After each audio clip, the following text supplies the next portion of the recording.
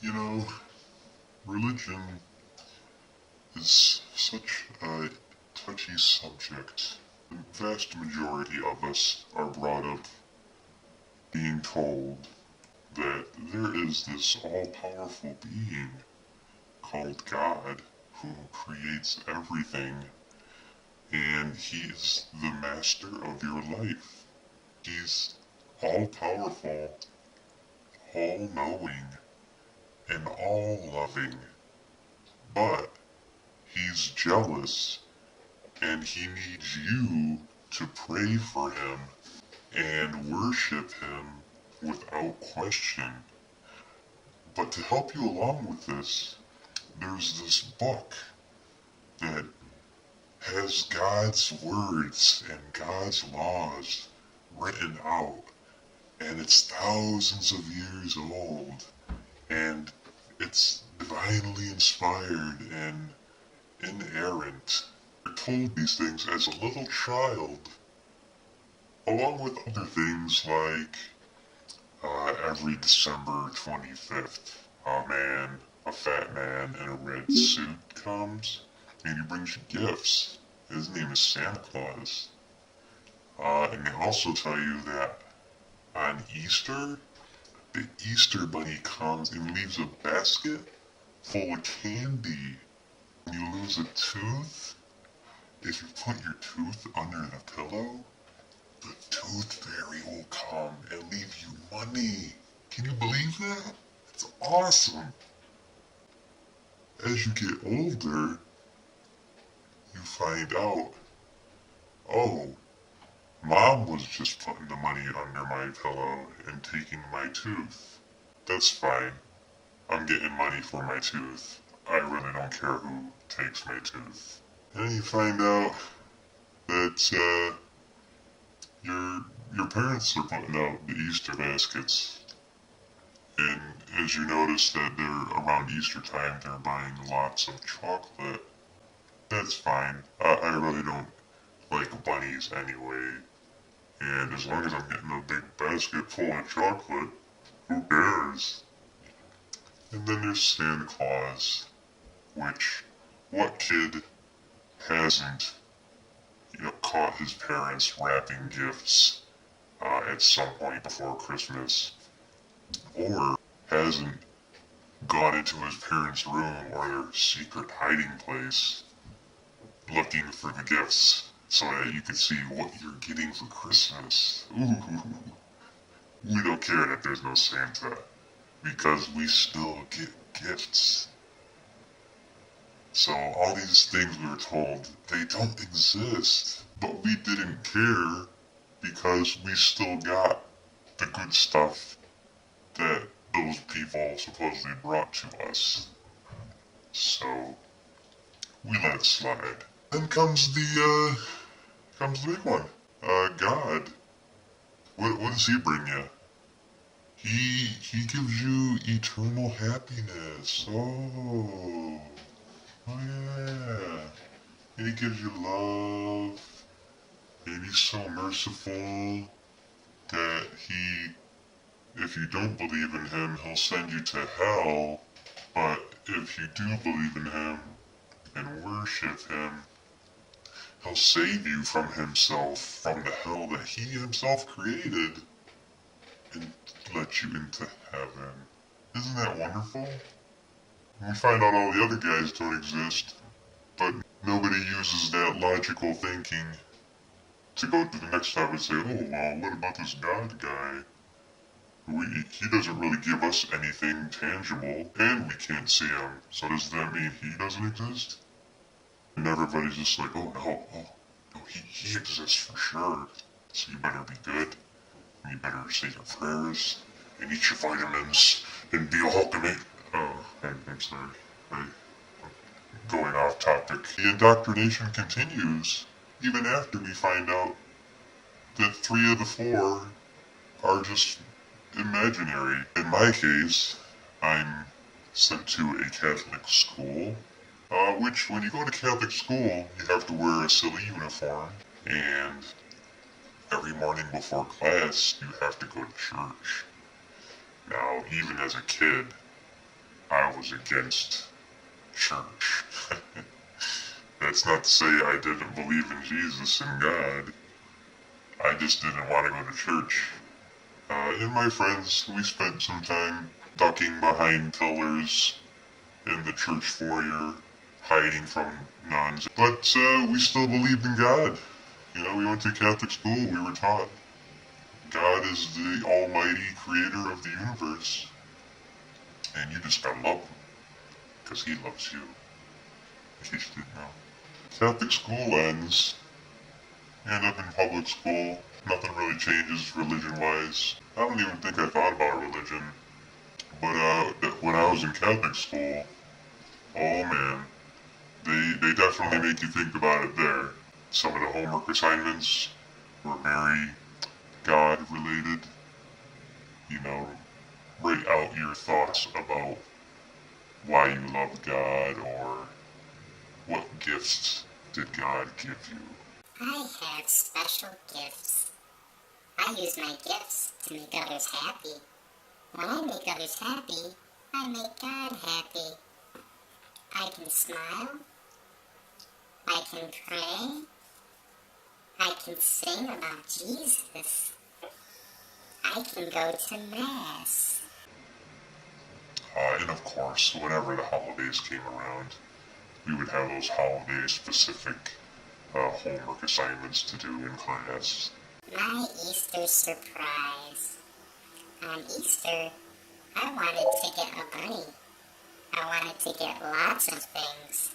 I wanted a basket, a game, candy, chicks, and fake grass. I wanted to dress up Jesus to rise from the dead, some chocolate, a parade, and colored eggs. There are many things I want for Easter. There are so many things for Easter. I love Easter so much, and I love Jesus too. When I did leave the Catholic school and went into public school, it still continued with Sunday school, but yeah, I don't quite remember at this point what they taught us in Sunday school, but I know it was about Jesus, and tried their best to explain what Jesus is, what he did with sacrificing himself to absolve our sins, basically, and allow us a way into heaven through Jesus. And they did this as part of getting you ready for your confirmation, where you gotta go into a big mass ceremony where all the kids go in and they get confirmed by the priests. And oh, look, now you're really Christian. You weren't Christian before, but now you're getting there, whippersnapper. You're getting there. And you get to eat this fancy bread, this little circular bread. It's so tasty, it just melts in your mouth. But it doesn't have any of that chocolate or anything like that that also melts in your mouth and tastes way better. And you get to drink wine too. You can have wine as a kid.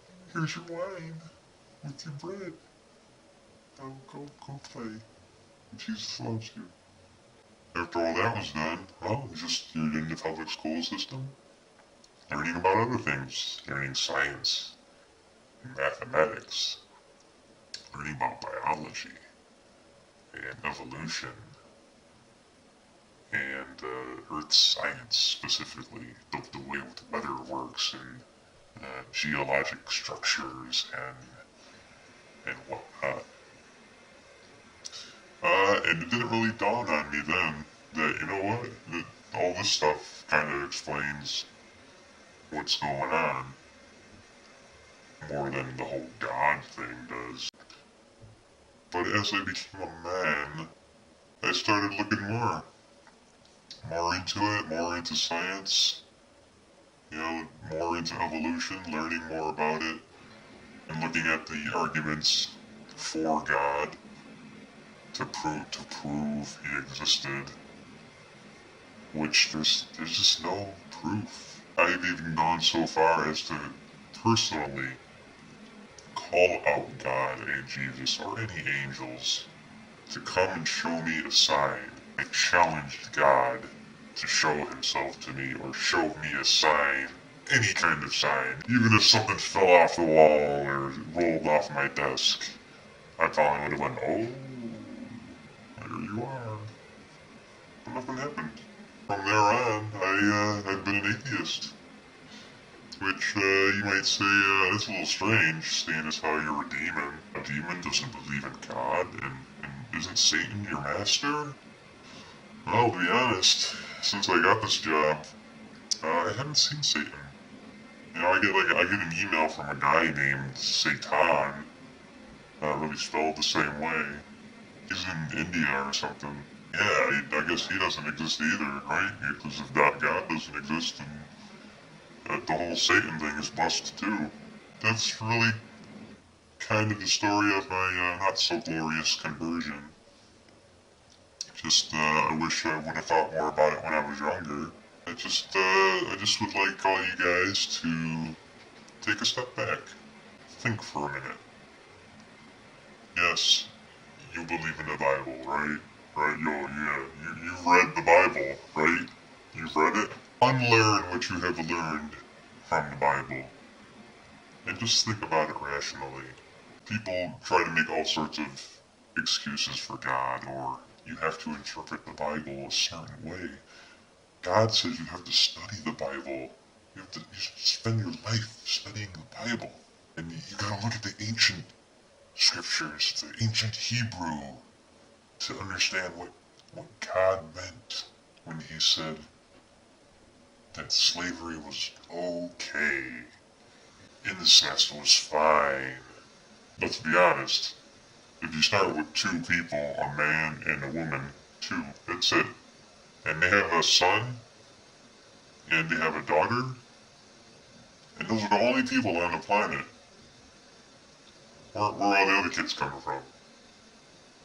The dad bangs the daughter, the son screws the mother, the daughter and the son get it on, and then what?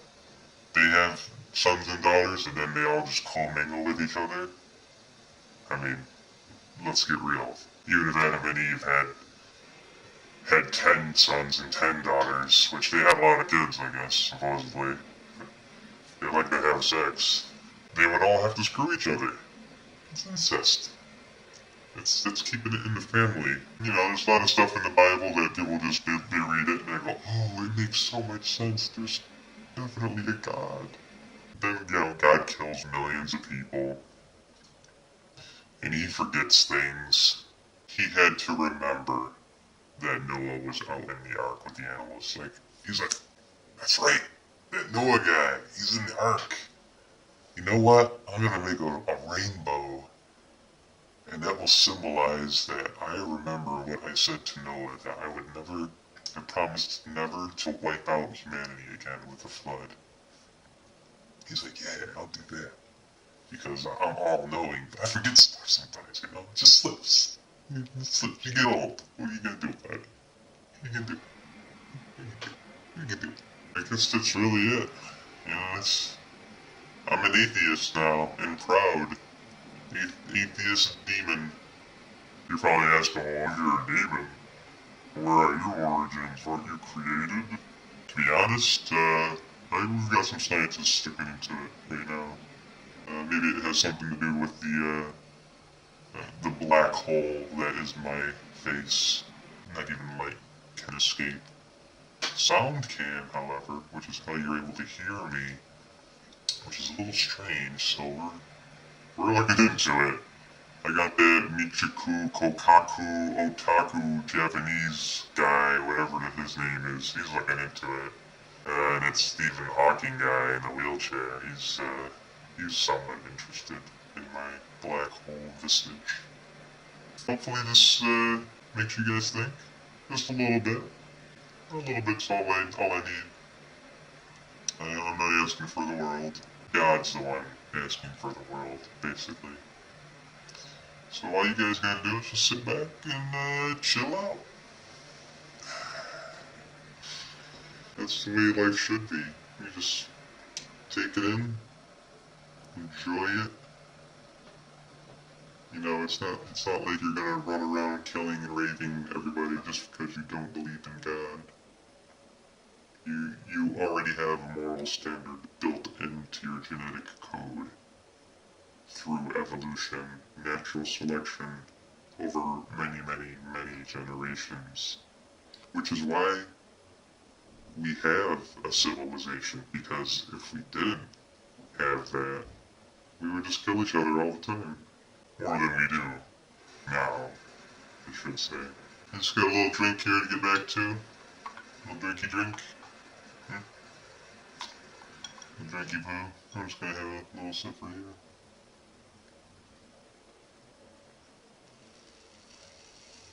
Oh. Black hole absorbs alcohol so easily. It really does. It just hits the spot. Well, thank you guys for watching. And I hope you have a good night.